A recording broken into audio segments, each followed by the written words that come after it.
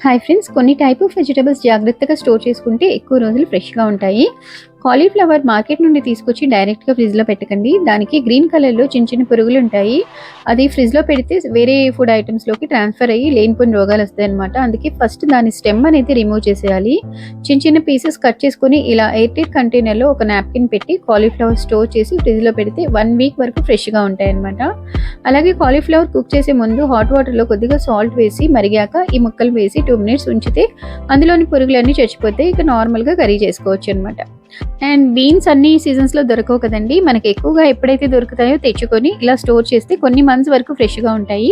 Beans అన్నీ చక్కగా ఇలా ఒలుచుకొని ఒక ఎయిర్ టైట్ బాక్స్‌లో వేసేసి ఫ్రిడ్జ్‌లో పెట్టుకుంటే ఫ్రెష్‌గా ఉంటాయి. లేదంటే ఇలా జిప్‌లాక్ బ్యాగ్‌లో పెట్టి డీప్ ఫ్రీజర్‌లో స్టోర్ చేస్తే కొన్ని మంత్స్ వరకు హ్యాపీగా వాడుకోవచ్చు. ఫ్రెష్‌గా ఉంటాయి.